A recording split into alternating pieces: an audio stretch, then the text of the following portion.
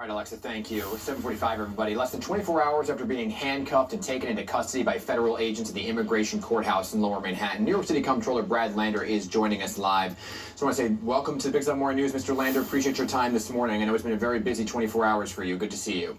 Good morning, Dan. Thank you. Let's begin at the beginning, right? You've been going to immigration court for several weeks, volunteering to escort immigrants who show up to their hearings out of the courthouse. However, ICE agents intervened this time with a man named Eduardo. So what was your understanding for why they were taking him? So each of the families over the last 3 weeks that I've escorted out essentially had their status removed. They did what they were supposed to do at the border. They got a court hearing. They came to it expecting to be able to make their case. And instead, the Department of Homeland Security has moved to dismiss their case and then just process them for expedited removal. No chance for them to say why they fear persecution. So I have the previous times just been able to escort those families out of the building, thankfully. In this case, it was just asking to see the judicial warrant to try to make sure we follow due process. I mean, that's a critical part of the rule of law. So let me ask you this, Mr. Lander, because the federal agents now are saying, well, they didn't necessarily need a warrant because they're in a courthouse and that's not breaking any law, that they didn't need to show a warrant. What's your response to that? Did they need to show one? I mean, that's for the lawyers to determine, and no charges have been brought against me. The case, I understand, is under review. But Edgardo's in ICE detention. I don't know where. He doesn't have a lawyer, and I don't think his due process rights are being granted, and that was all I was trying to do. Understood. Do you know why Edgardo was actually in court? Was it because of his legal status that he was trying to get? Yeah, he had been assigned a date to show up in court because he's got an immigration case pending. He, is seeking asylum, and he expected that this would be a case to, move forward for him to get a chance to present that case. So we all saw the video, Mr. Lander, and Department of Homeland Security came out with their own statement, which I'm sure you saw now that the charges were dropped. But they originally said that you had assaulted an officer and impeded an arrest. So, the question this morning is, did you ever assault an officer? What was the interaction between you guys? I mean, everyone can see the video. Yeah. The video is straightforward. I didn't come anywhere close to, assaulting or laying hands on anyone.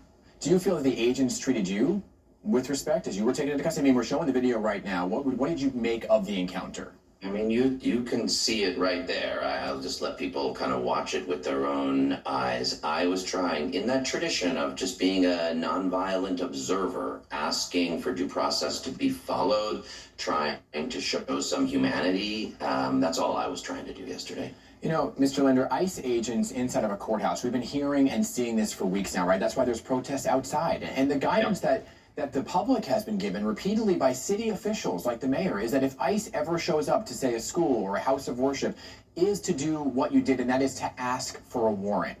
So did you ever actually see it, the warrant? No. You can hear the officer in the video say, I have it, but I never saw it. And do they have to show it, I guess, is the law. I know it's for the lawyers to, but yeah, you're an elected official.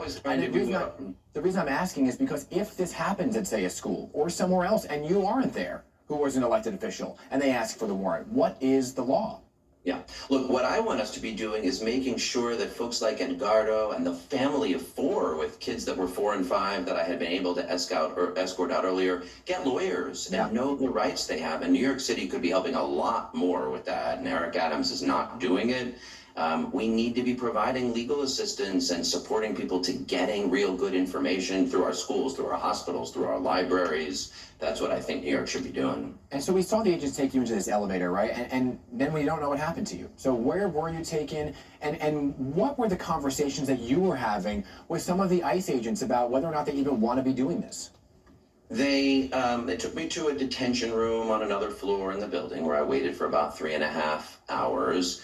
It's clear to me, I just asked, for example, what was your shift? And that they're on for hours and hours and hours. I think ICE agents right now are being worked on enormous overtime. The so-called Big Beautiful Bill proposes to increase funding by 5 times, 500%. Trump is, promised to do millions of deportations. He is trying to strike fear in immigrant communities and into cities like New York and LA. And I think it is an important time for leaders to stand up. What happened when Governor Hochul arrived? So, after about 3.5 hours, they told me the governor was here and you were being released. And then I was able to, walk out of the detention room. The governor was there. My wife was there. My wife was incredible yesterday. She had been accompanying these families as well. Unfortunately, that meant I got to go home and sleep in my bed, which I'm grateful for. But Edgardo was taken into ICE detention, not with his family.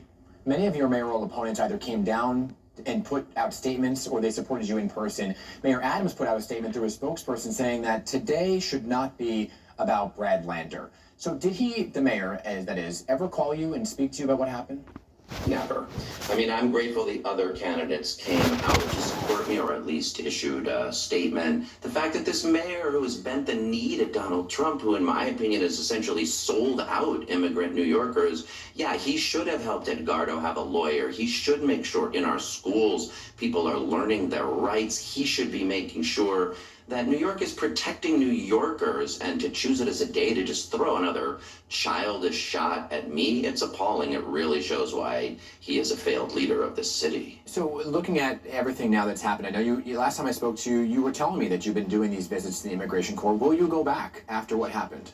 I will go back, and I urge others to do it as well. There were, 100,000 New Yorkers out in the street saying no kings over the weekend. If people will show up and say, I'm going to observe peacefully, I want to try to bear witness and be an escort, I think we can make sure that this stays a city that deserves that statue out in the harbor that says, here's how we do things in New York. And I do want to get your thoughts on your message to those who are fearful, right? They're given this court date. They're trying to follow the law and then show up. And as Governor Hochul described it, she called them sitting ducks, right, when they walk out. So what is your message? Mayor Adams has come out and said, look, make sure you call 911, go to court, go to school. But there's a real fear out there. So what is your message to those folks? One thing I was encouraged to hear the governor say yesterday was that she's going to make sure there's $50 million more. I've been pushing for the city to do $200 million because we're talking, let's remember 40% of New Yorkers are immigrants.